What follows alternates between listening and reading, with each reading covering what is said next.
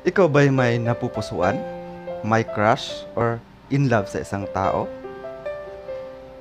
Pero naisip mo ayaw niya sa'yo? Or may pagkakataon na gustong gusto ka niya at first met? Naging close pa nga kayo at alam mo sa sarili mo na gusto ka rin niya. Pero habang tumatagal ay nawawala or iniiwan ka niya. Ano ang pakiramdam ng ganun?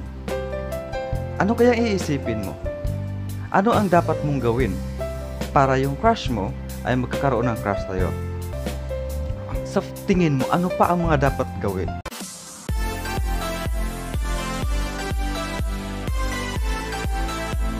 Paano kung ikaw ang may crush, pero hindi kanya crush? Ano ang mga dapat gawin? Ano ba ang dapat natin isang alang-alang para yung crush mo or yung taong gusto mo ay mahuhulog sa'yo or tuluyang ma-inlove sa'yo? According to the research na ginawa ko, ito yung mga ayaw ng mga lalaki dun sa mga babae. So ano ang gagawin mo kung feeling mo ayaw sa'yo ng mga lalaki or ng taong ayaw sa'yo or ng crush mo or naging kayo pero iniwan ka rin? Ito yung mga ugali ng babae na ayaw ng mga lalaki. Tandaan nyo, hindi lang sa mga babae pero more on sa mga babae. Kababaihan. Una, ayaw ng lalaki ng feelingera, nagmamagaling. Yung tipong pagkausap niya yung lalaki, gusto niyang iparamdam sa lalaki na mas magaling siya. Turn off ang lalaki kasi feeling nung lalaki, ay, hindi kami match. Siguro pag maging kami nito is, siya yung mamaliitin lang ako nito. Kasi nga, mas magaling siya. Isipin niya mas magaling siya. Pangatlo, feeling matalino. Isa pa rin yun. Tapos, kung matalino man tayo, or kung ikaw isang babaeng matalino, huwag mong ipamukha sa kausap mong lalaki na matalino ka. Hayaan mong ibang tao ang magsasabi sa'yo or appreciate sa iyong katalinuhan. Hindi ipagmukha mo sa kanila, ipangalandakan mo sa kanila na matalino ka. Hindi mo yan kailangan pagsigawan dahil ang ibang tao mismo magsasabi niyan sa'yo. Tapos, nambabara. Yung kausap mo yung lalaki o yung taong crush mo, dahil nga feeling mo matalino ka, pag may napansin kang mali sa kanya is, babarahin mo agad. Turn off ang lalaki nun. Kasi, isipin niya, ano ba yan? Wala ba akong chance na ilabas kung ano man yung gusto ko? Binabara agad, 'di ba? Tapos, burara, syempre number 1. Burara, ayaw natin ng taong burara. Pabaya, magaslaw. Ayaw ng lalaki ng magaslaw. Play girl, yung tipong pag kayo magkasama is kayo. Pero pag nakatalikod ka, may iba siya. Syempre, kahit sino naman ayaw, 'di ba? Tamad, syempre, ayaw natin ng tamad. Tapos, dugyot.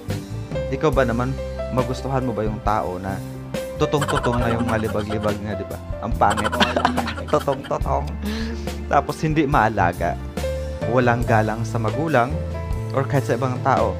Tapos, kung manamit naman ay labas ang kaluluwa. Siyempre, kung ikaw yung magiging boyfriend, ikaw yung lalaki, tapos girlfriend mo or yung crush mo is labas yung kaluluwa, siyempre sa umpisa gusto mo siya pag hindi pa kayo. Pero pag kayo na, siyempre, kung kayo na pero labas pa rin kaluluwa kung manamit, siyempre ma-out of love ka sa kanya. Kasi isipin mo, parang nagtatawag pa rin ng papansin pa rin sa ibang lalaki. Di ba? Tapos, lucky sa layaw, yung easy go lucky. Yung gusto niya lang puro enjoyment lang. Tapos, di nagpipirmi sa bahay. Tapos, ito naman yung ugali ng babae na gustong-gusto ng mga lalaki. Kung wala tayo nito, or wala kayo nito, lalo na sa mga babae, kung wala kayo nito, umpisahan nyo na magkaroon ng ugaling ito. May goal sa buhay. Ibig sabihin, may tunguhin sa buhay, may plano sa buhay, may gustong marating sa buhay. Tapos, maayos ang buhok. Siyempre, ayaw natin ng malaaswang, di ba? Kailangan, siyempre, lalo na sa mga babae, nagdadala ng kagandahan nila ay, siyempre, lalo na pag nakatalikod, ay ang buhok. Tapos, isa yun sa nagdadala sa itsura. Tapos, maganda ang boses. Yung iba pa lang, wow, boses. Boses pa lang, ulam na. Tapos, hindi flirt. Hindi siya malandi. Siyempre, 'di ba? Maasikaso, maalalahanin, maparaan. Tapos, inosente. Siyempre, gusto ng mga karamihan sa atin, yung, parang nakaka-challenge, inosente siya. Gusto ko siya. Tapos may paninindigan. Kung ano yung sinabi niya, hindi pa bago-bago. Yung meron siyang paninindigan sa sarili niya. Tapos, syempre mabango, 'di ba? Tapos, malinis sa katawan, lalo na sa pamamahay, hindi lang sa katawan kundi sa pamamahay. Yung iba kasi maganda pag lumabas ng bahay, sa buong katawan nila, sa itsura, maganda, sexy, lahat-lahat na. Pero pag pinuntahan mo yung bahay niya is parang basurahan na lang. Tapos, mabait syempre. May itsura. Pero syempre, ugali. Number 1 ang ugali. Kasi ika nga nila, ang ugali, hindi yan kumukupas hanggang pagtanda. Ang itsura, kagandahan, kagwapuhan, kumukupas pagtanda. So, sa isang relasyon, mahalaga pa rin ang pag-uugali. Tapos, ano ba ang mga dapat gawin? Bilang ikaw, kung may gusto ka sa isang tao, ano ba ang gusto mong gawin? Ang kailangan mong gawin para yung taong gusto mo is mahulog sa'yo or magustuhan ka rin. Siyempre. Or tumagal yung relasyon ninyo. Una, kilalanin mo ang iyong sarili. Baka naman wala kang pakialam sa iyong sarili. Alamin mo kung anong weakness ka na gawin mong positive side. Kailangan mong gawin. Kung ano man yung pagkakamali, gawin mo, itatama mo. Kasi malaking bagay yun. Halimbawa, masyado kang, sa ngayon nambabara ka, gawin mong positive side. Matuto kang makinig sa sasabihin ng taong gusto mo. Hindi yung pag may sinabi siya na hindi mo gusto, barahin mo agad. Kailangan pa rin kung ano yung tama. Yun ang ipapakita natin kung ano yung tama. Pangalawa, matutong gumalang. Kasi kung tayo ay may paggalang sa ating magulang, sa ibang tao, syempre yung taong gusto mo, isipin niya, pag naging kami, syempre igagalang din niya yung mga desisyon ko, at mga alituntunin or may plano ko sa buhay para sa aming dalawa. Hindi lang puro siya, di ba? Tapos, kailangan mahinhin. Kung ikaw ay isang babae, ikaw babae, kailangan mo maging mahinhin. Lalo na kung may partner ka na. Huwag yung nagtatawag ka pa rin ng pansin kahit may partner ka na. Ano naman ang hindi dapat gawin? Huwag kang mag-flirt or maging malandi. Kasi, turn off yun, lalo na sa mga kalalakihan. Kahit sa mga babae, kung sa tingin nila yung taong gusto nila or sila na ng boyfriend, mag-boyfriend na sila tapos lumalandi pa sa iba yung boyfriend nila, turn off.